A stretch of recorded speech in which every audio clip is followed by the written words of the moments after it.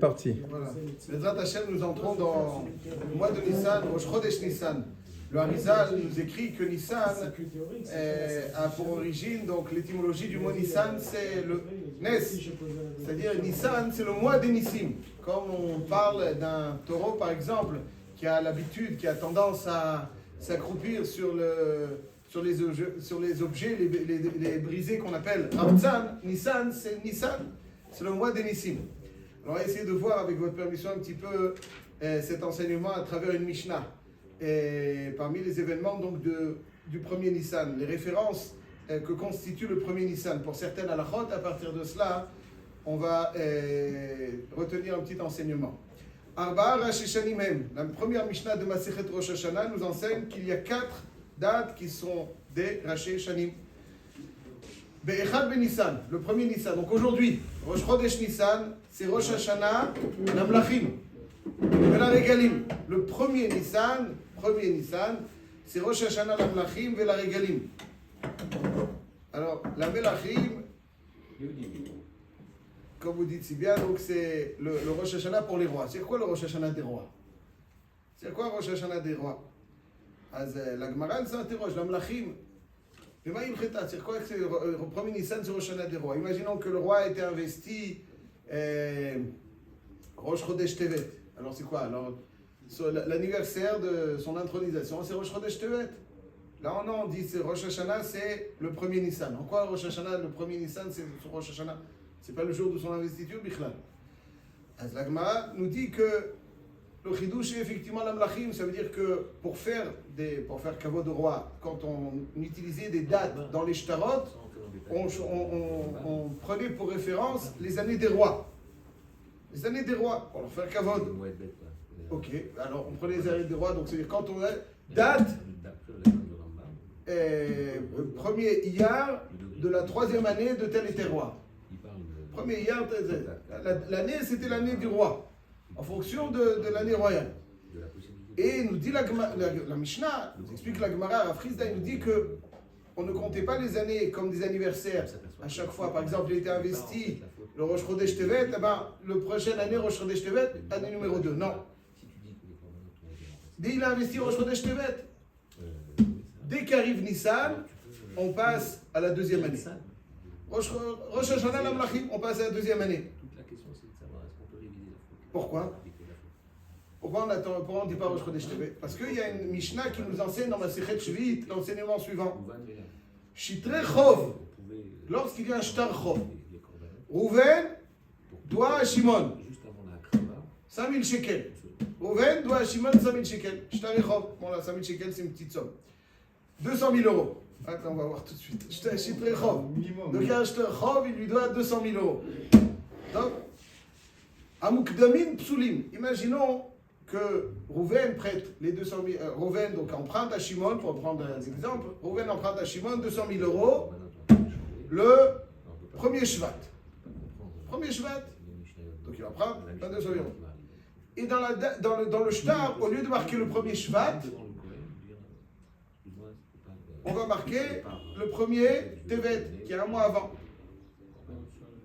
Un mois avant. Au lieu de marquer Rouven a emprunté à Shimon 200 000 euros le premier Shvat, on va marquer dans le shtar le premier Tevet. Un mois avant. Prenons ce cas. Le shtar il est cachère, il n'est pas sourd. Pourquoi? Bon, ça va. Ça va. C'est bien. Il lui doit depuis. Qu'est-ce que ça change s'il lui doit le premier Tevet ou le premier Shvat? Ça change quoi? Et lui doit. Non, c'est pas sourd. Le shtar il n'est pas sourd. Pourquoi? Chazak ou Baruch. C'est quand même quand la carotte se veut dire comme ça. Parce que lorsqu'il y a un emprunt de 200 000 euros, tous les biens de l'emprunteur sont assujettis, sont le shourbadim au prêteur. S'il est incapable de rembourser, alors et on va aller saisir les biens de l'emprunteur. Imaginons que l'emprunteur a vendu ses biens. Quand c'est un milvé bishtar, on va chez l'acquéreur. C'est celui qui a acheté donc les biens de l'emprunteur et on les lui saisit. Et ensuite, lui, il se débrouille. Mais à partir de quand on va chez l'acquéreur? Uniquement chez l'acquéreur qui a acquis les biens de l'emprunteur après l'emprunt. Quand il a acquis les biens avant l'emprunt, il n'était pas assujetti au moment de son acquisition. Donc il n'a pas acheté un bien méchant en bad. Donc on ne peut pas aller le saisir. C'est uniquement l'acquéreur qui a acquis les biens, l'emprunteur, après l'emprunt, qu'on va pouvoir les saisir. Donc Shtar Chov HaMukdam Pasoul, pourquoi? Parce que si on avait marqué le premier Tevet, par exemple, alors que le prêt s'est réalisé en réalité le premier Shvat, imaginons que quelqu'un a acheté entre Rosh Chodesh Tevet et Rosh Chodesh Shvat. Selon la réalité, on ne peut pas lui saisir quoi que ce soit chez cet acquéreur, puisqu'il a acquis avant l'emprunt.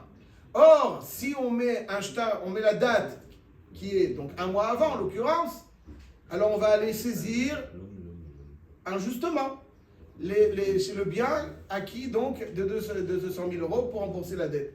Donc un shtar chov mukdam, il n'est pas soul. C'est pour cette raison que lorsque on écrit une ktuva, par exemple, dans un mariage, des fois on peut écrire une date et ensuite le mariage se passe plus tard. C'est pas, il a écrit la date de la journée, Dalet, et en réalité le mariage se passe le He. L'engagement du Khatan envers la Kala, dont tous les biens sont assujettis pour remplir ses devoirs, il commence à partir effectif, il commence à partir du He. C'est là que le mariage s'est fait. Les Nisouin se sont faits.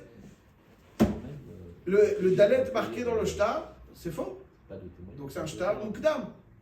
C'est pour ça qu'il faut veiller à ce que la Ktuva soit en bonne et due forme. Et pour cette raison, des fois, quand il y a une date déjà inscrite, et que le mariage tarde et qu'on va le faire donc après la tombée de la nuit, il faut faire ce qu'on appelle un kinyan. C'est tout un sujet. L'idée est là. Ça, c'est Shtar Chov, Mukdamim, Psulin. Par contre, à Meucharin, à Ksherim, si l'emprunt a lieu Rosh Chodesh Shvat, comme on a dit, et ce qu'on marque dans le Shtar, c'est Rosh Chodesh Adar. Oh, ça c'est bien, c'est bien. Tant mieux. Avec celui qui va acquérir à partir de Rosh Chodesh Adar, de toutes les façons, il est assujetti. Donc il n'y a aucune forme d'injustice. Au contraire, on préserve les acquéreurs et on ne va pas leur prendre. On ne va pas prendre quelque chose d'injustement. Ça, c'est ce qui a marqué dans la Mishnah, dans la Sechet Shevit. Donc c'est pour ça que pour ne pas qu'il y ait de confusion, ça veut dire que si on devait marquer la date du roi en fonction du jour de son intronisation, on peut avoir confusion et marquer année numéro 1 alors qu'on est déjà dans l'année numéro 2. Et donc ça portait à confusion pour aller chercher certaines choses donc chez certains. Al-Kol Panim, l'idée est que pour ne pas arriver à un Shtar Chov Mukdam, ne pas avoir de confusion concernant la date d'intronisation qui pourrait nous laisser entendre que, parce qu'on ne sait pas trop la date d'intronisation, donc que c'est qui pourrait laisser un Shtar Mukdam, c'est pour ça qu'on a dit premier Nissan. Premier Nissan, c'est Rosh Hashanah, comme ça il n'y a pas de confusion concernant la date d'intronisation et on est sûr qu'il n'y a pas de Shtar Chov Mukdam. Ouais, que les années soient, il n'y a pas de Shtar Chov Mukdam. Ça, c'est ce qui a marqué dans la Mishnah. Et bien, Chad Ben Nissan, Rosh Hashanah, Lamlachim. Ça, c'est ensuite dans la Mishnah, il y a marqué Bechad Betishrei, Rosh Hashanah Lashanim. Rosh Hashanah Lashanim. Az la Gemara, dans Dafret, elle dit que c'est le Malchei Umot HaOlam. Malchei Umot HaOlam. Ça veut dire que quand il s'agit des rois Goy, le premier Tishrei, c'est la date. Par contre, quand il s'agit des rois juifs, le premier Nissan, c'est la date, dans les Shtarot. Qu'est-ce qu'on doit goûter dans ça? Qu'est-ce que ça veut dire? Pourquoi premier Nissan, c'est Rosh Hashanah Lamlachim Yehudiim? Donc aujourd'hui, c'est Rosh Hashanah Lamlachim Yehudiim. Et le premier Tishrei, c'est Rosh Hashanah Lamlachim Goïm.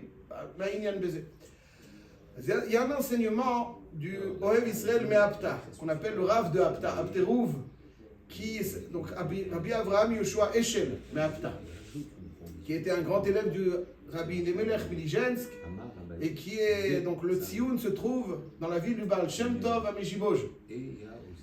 Ohev Israël Me'apta, c'est Ohev Israël Kipshuto. Et puis il dit comme ça, il dit donc un enseignement qui, Bezrat Hashem, apportera beaucoup de brachot, on espère, au Ham Israël. Il dit comme ça. Bechad Ben Nissan Rosh Hashanah Lamlachim, Bepnimiut Aïnyan, le sens caché de cette phrase, qui est le pshat, comme on l'a dit. Il dit c'est le monde a deux cycles. Il a un cycle Tiv'i, premier Tishri, Akadosh Baruch Hu, il a créé un cycle Tiv'i. Quand est-ce qu'Hachem est devenu roi? Adon Olam, Asher Malach, Beterem Kol Yetzir Divra. Hachem était roi, Beterem Kol Yetzir Divra. אבל לעת נעשה בחפצו כל, אזי מלך שמו נקרא. אזי מלך, il est שם מלך avec la naissance du Ham Israël. Avec la naissance du Ham Israël. La naissance du Ham Israël, c'est ça qui... Hachem est melech. Maintenant, Hachem, il a un sur terre un trône sur lequel il peut reposer. Azaï melech shemo nikra. Avant, il était melech. Melech be'etzem. Maintenant, melech be'itgalut. Ici sur terre, Azaï Melech, Shemo Nikra, il devient Melech. Donc Hachem, le début de la royauté qui vient d'Hachem, la date du début de sa royauté, c'est Nissan. Et plus précisément, Be'echad Ben Nissan, on y revient. Be'echad Ben Nissan, le premier Nissan, Rosh Chodesh Nissan, c'est le jour où Hachem, qui vient il est Melech. Et chaque année se reproduit la Malchut d'Hachem. Rosh Hashanah, c'est la Kabbalah Malchut. Mais Nissan, c'est là où c'est la date où il est devenu Kivyachol Melech sur terre. Rosh Hashanah, c'est le din, Adkama, on a respecté cette Malchut. Donc on doit l'accepter en tant que Melech. C'est vrai. Mais concrètement, ça c'est par rapport à nous. Ouais, l'engagement, est-ce qu'il est. Mais quand est-ce qu'il est devenu Melech? Ça c'est au mois de Nissan. Il est devenu Melech au mois de Nissan.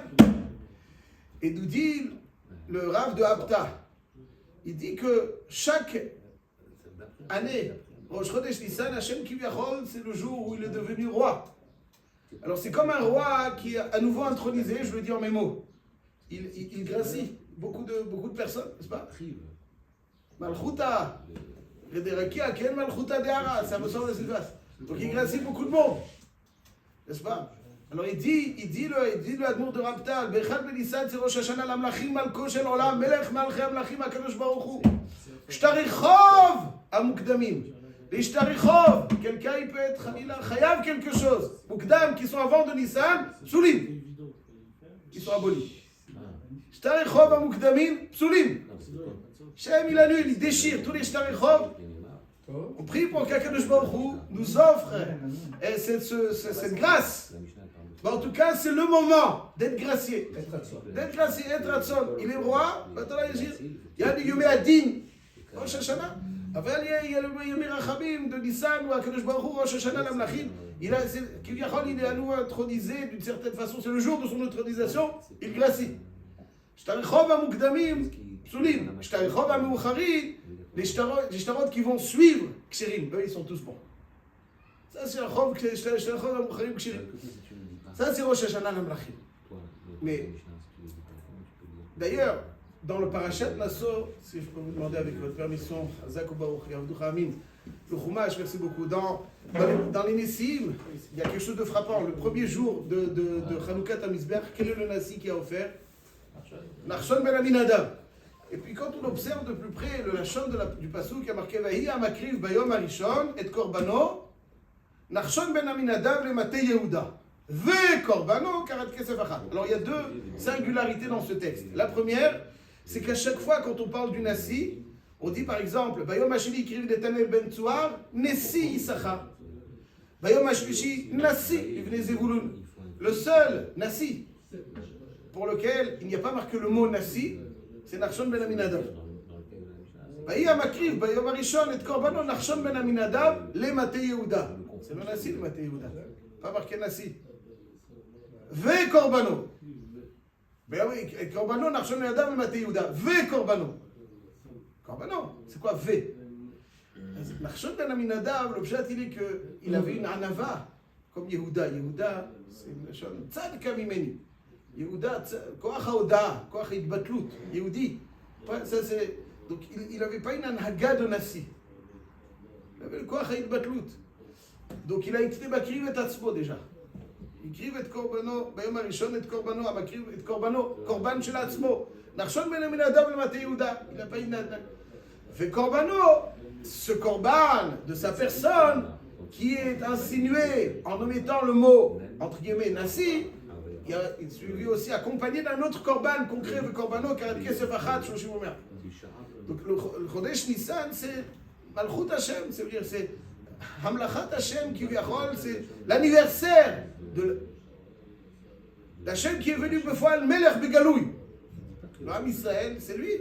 Bishvil Israël Shenikri Roshit, donc c'est le Ham Israël qui est venu. Donc ça c'est Rosh Bechad Ben Nissan. Prends, on dit Bechad Ben Nissan. C'est Pesach.